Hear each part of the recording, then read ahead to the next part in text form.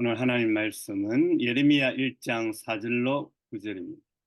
사명자의 길이라는 제목으로 말씀 전해주실 우리 선교사님은 러시아 김차용 선교사님이십니다. 전체 선교사의 대표 회장으로 섬기시고 노브시브르스크 성삼위 교회의 교회를 3개씩이나 섬기고 계시는 귀한 분이십니다.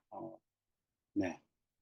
러시아 아직 전쟁 중인데 다들 나오고 있는데 다시 다음 주에 들어갈 계획을 갖고 계신 김차영 선교사님 말씀 전할 때 큰 은혜 되시기 바랍니다.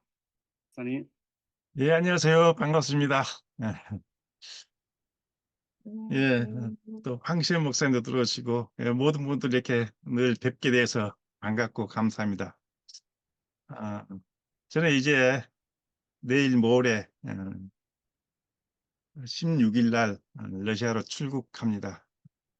가기 전에 이렇게 말씀 한번 전해달라 해서 이렇게 응하게 되는데, 오늘은 하나님의 말씀보다도 제가 왜 이러한 사명자의 길을 가게 되었는가라는 아닌 간증을 한번 해보겠습니다. 짧은 시간입니다. 짧은 시간 동안에 다 할 수는 없지만은 어, 가장 중요한 어느 한 부분만 나누어 보겠습니다. 그래서 간증은 오늘 이렇게 처음입니다. 이런 모든 분들 앞에 제 간증이 예, 어떻게 들려질지 모르겠지만은 잘 들어주시기 바랍니다. 감사합니다. 나의 인생이 나에 의해서 사라진 것이 아니라는 것을 알았습니다. 언제요? 35년 전, 제가 30대 딱 중반 때입니다.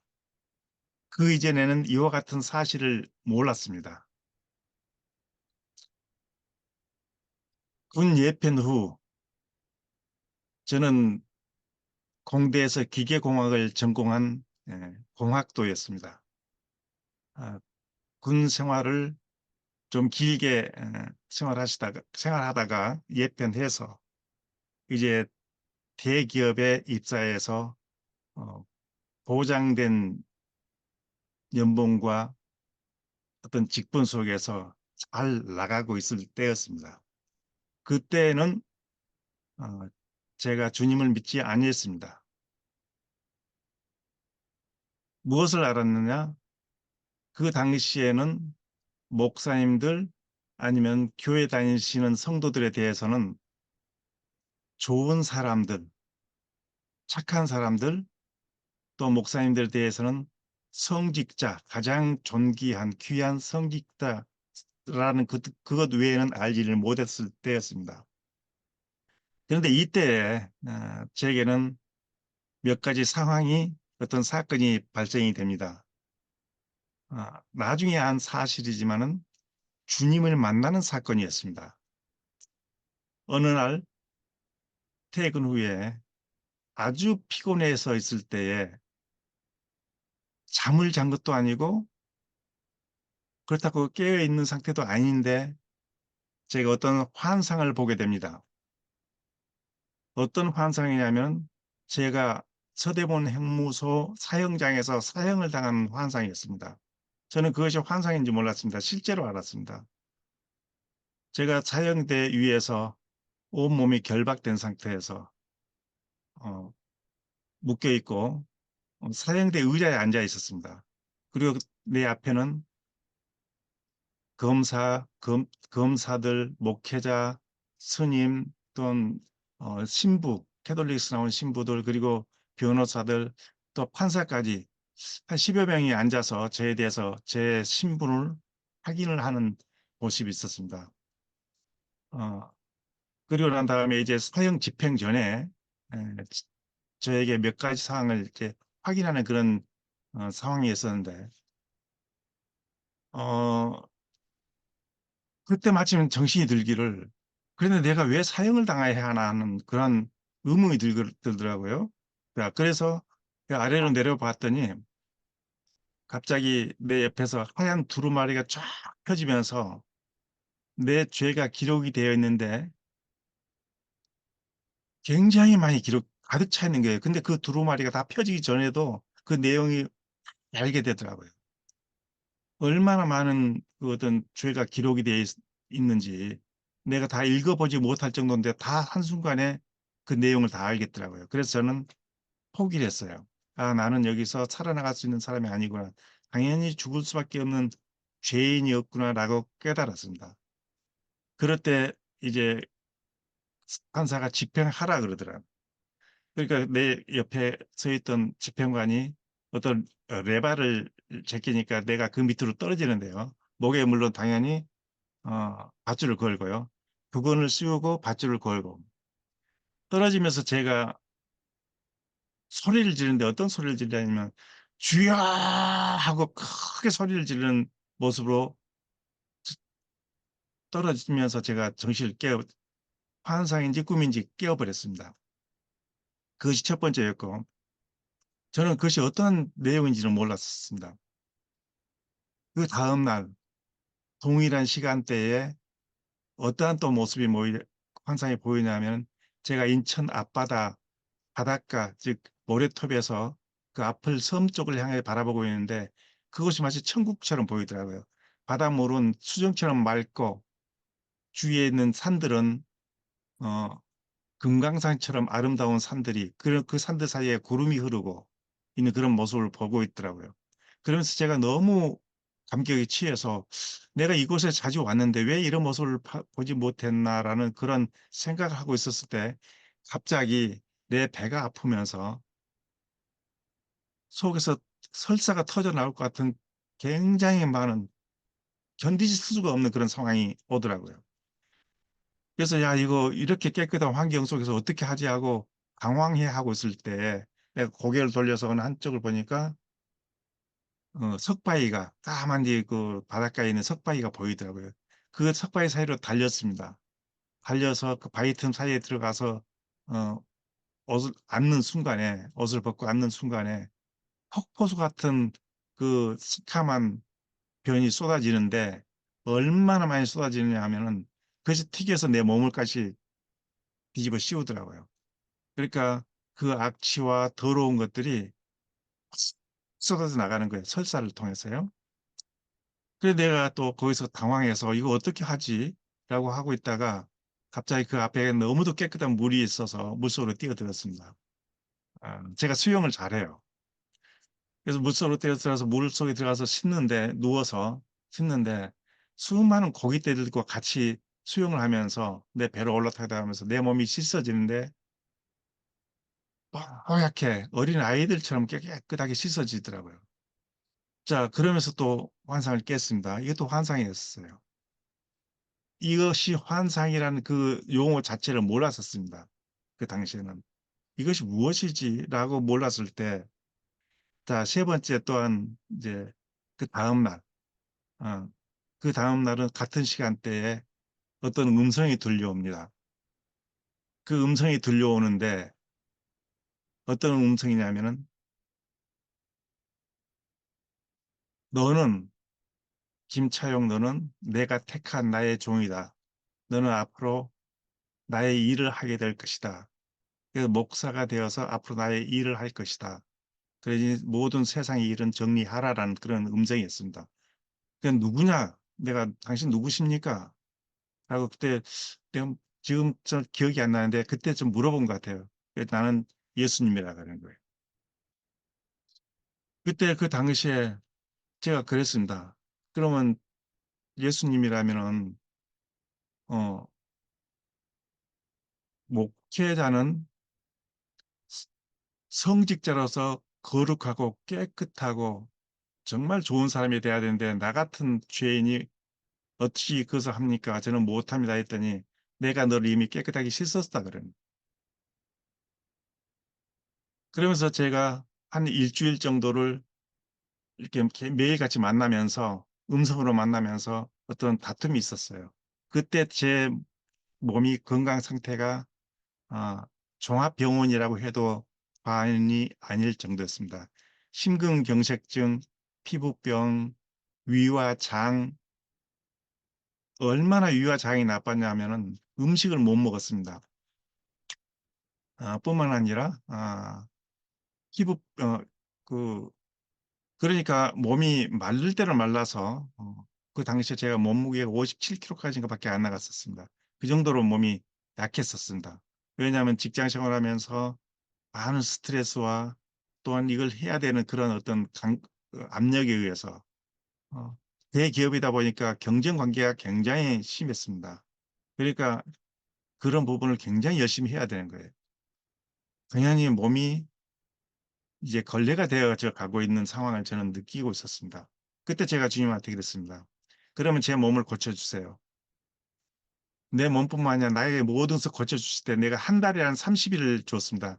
"30일 후에 내 몸이 어떠한 상태로 회복되게 해 주면 내가 그때 믿고 하겠다."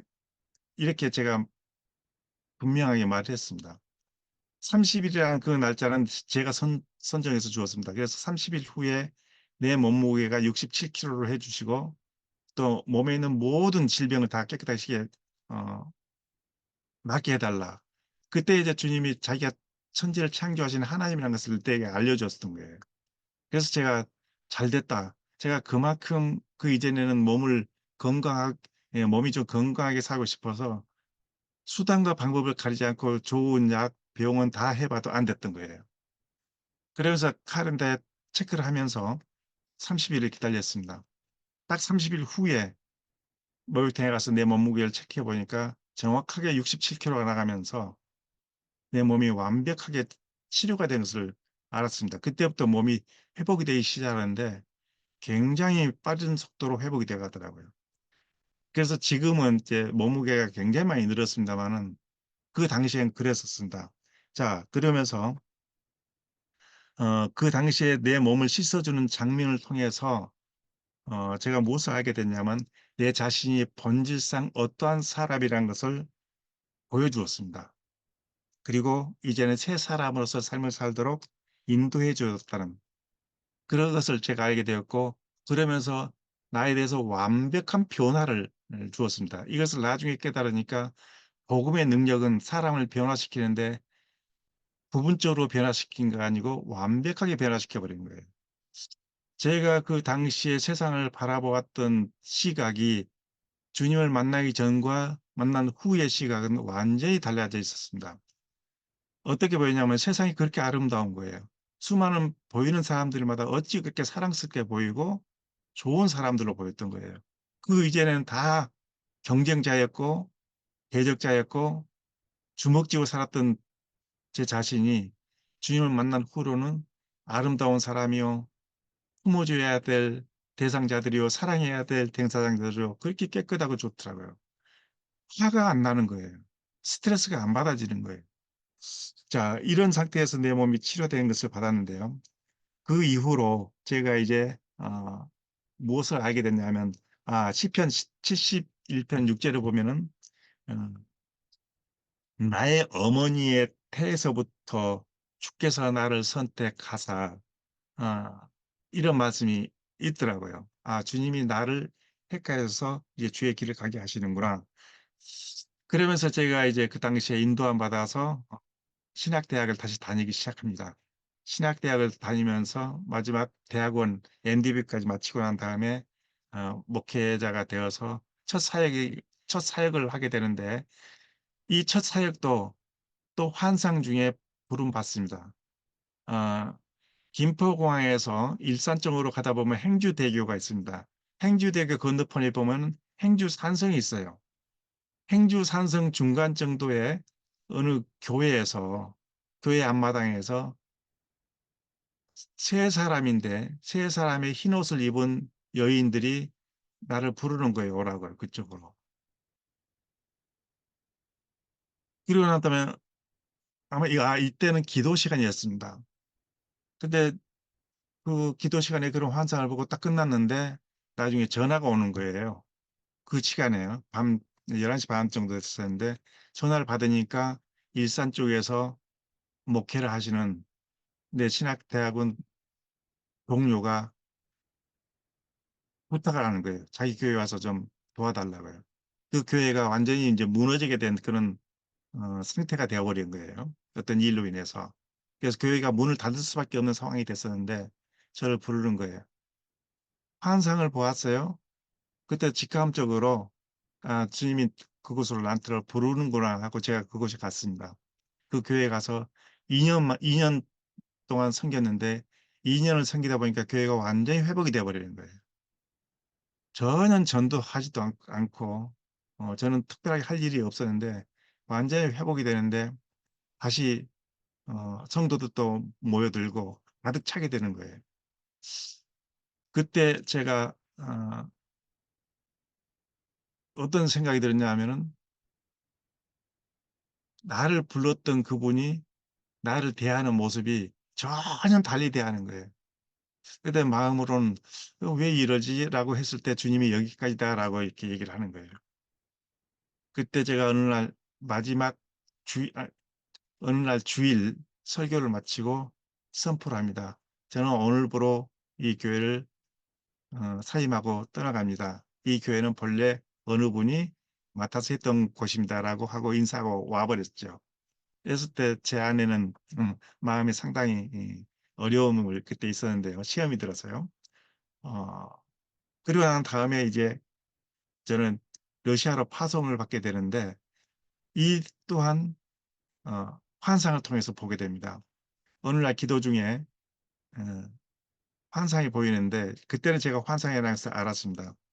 어 높은 하늘에 하얀 독수리가 날아다니는 거예요. 하얀 독수리에 굉장히 큰 독수리가 날아다니더니 점점점점 가까이 내려오는 거예요. 그러더니 내가 갑자기 손을 드는 거예요. '내가 여기 있다.'라는 그런 의미였는지 왜 손을 들었는지 모르겠어요. 자 손을 들으니까 갑자기 날아와서 나를 붙잡고 공중으로 날아가 버리는 거예요. 그러다가 어느 언덕 위에 내려놓고 사라져 버리는 거예요.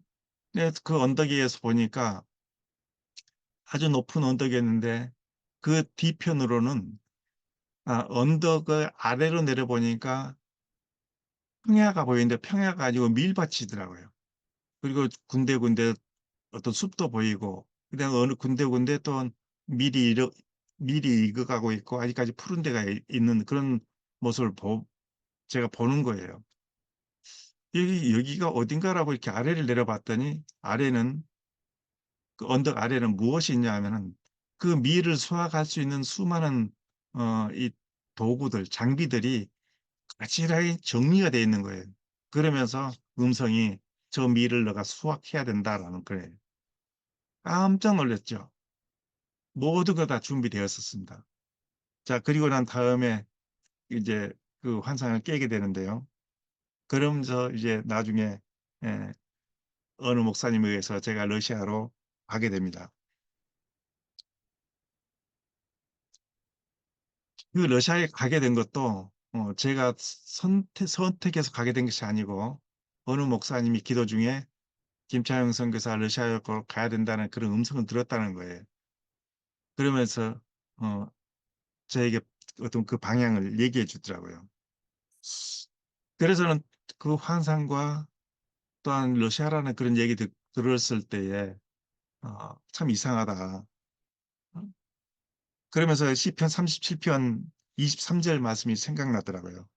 "여호와께서 사람의 길을 정하시고 그의 길을 기뻐하신다."라는 그러한 이제 말씀을 깨닫고 이제 러시아로 가게 됩니다.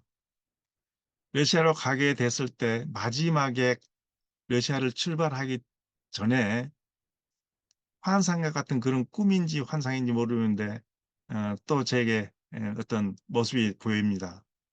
영화관에서 영화를 이렇게 보는데 큰 화면에 뭐가 뜨냐면은 글씨가 워드가 치듯이 쳐지는데 글씨가 한자 한자 쳐지는데 어떤 글씨가 쳐지냐 하면은 "너는 나를 만날 때 찾으라. 가까이 있을 때 부르라. 그리하면 내가 나타나리라." 이 말씀이 그 큰 대형 화면에 띄워지는 거예요. 러시아로 가기 그 전날이었던 것 같아요. 초창기에요. 그래서 '주님이 이렇게 나를 인도하시는구나.'라고 했을 때 제가 이제 러시아로 가게 됩니다. 시간이 이렇게 지금 짧아 가지고 대충 얘기하는데 나중에 기회가 된다면 또 2 탄으로 또 한번 재미있는 얘기들을 많이 해주겠습니다. 해보겠습니다. 자, 러시아로 가게 되는데 제가 그 러시아에 들어가서 보니까 어떠한 것을 저는 알게 됐냐면은 주님이 앞서 가셔서 모든 것을 예배해 놓으시고 세팅까지 해놨다는 것을 저는 알게 됐습니다. 그리고 기다리고 있었던 거예요. 세팅까지 해놓고 기다리고 있었다. 왜냐하면 저는 무엇을 알게 됐냐면 순조롭게 일이 척척 진행이 되는데 만나야 될 현지 사역자를 만나게 하시고 제가 들어가서 살아야 할 집까지도 예배해 주시고 저는 가진 것도 아무것도 없었습니다. 그 당시에는요. 또 어찌 해야 할 바를 몰랐었는데 그 부분까지도 하나하나 다 예배에 두었다는 것을 알게 되었습니다. 그래서 합력해서 선을 이루어가면서 오늘에 이르기까지 이런 교회를 짓게 됐는데 저는 가장 거기서 깨달은 것이 하나가 바로 섬김이라는 것이었습니다. 그래서 저는 제 그 교회에 대해서 어느 교회 섬김이라고 내가 일부러 사용하고 있고 제가 가장 좋아하는 말씀이 요한복음 3장에 있는 그 말씀 그는 흥하여야 하겠고 나는 쇠하여지리라. 저는 카톡에 닉네임에도 카톡의 그 대문 글씨에도 제가 그것을 써놓고 있습니다. 바로 그 섬김이가 어떠한 섬김이 되었을 때 이 일이 이루어지는가 라고 것을 저는 깨닫게 되었습니다. 그래서 섬김이의 최고의 결정체는 자기를 낮추고 또한 낮아지는 것입니다. 자기를 비우고 낮아지는 것이. 그랬을 때 내가 가장 낮아졌을 때에 참된 섬김이가 된다는 것입니다.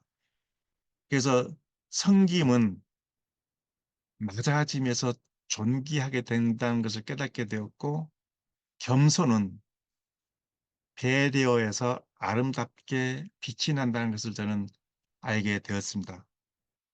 그러면서 관심은 사랑을 만들어내고 사랑은 주님의 마음을 얻게 되는 것입니다. 그래서 주님의 마음을 얻는 자는 주님과 동행하면서 주님의 사역을 해나간다는 것을 깨닫게 되었습니다. 그때 제가 깨닫게 된 것이 사도행전 13장 22절의 말씀이었습니다. 내가 이새의 아들 다윗을 만나니 저는 내 마음에 한 자라. 저가 내 뜻을 다 이루리라. 그 말씀이 제게 그렇게 크게 들려왔습니다. 오늘은 여기까지만 하겠습니다. 다음에 기회가 되면은 더 재미있는 후속이 있는데 그 후속은 지금보다도 더 재미있는 부분이 될 것입니다. 감사합니다. 여기까지만 하겠습니다. 예.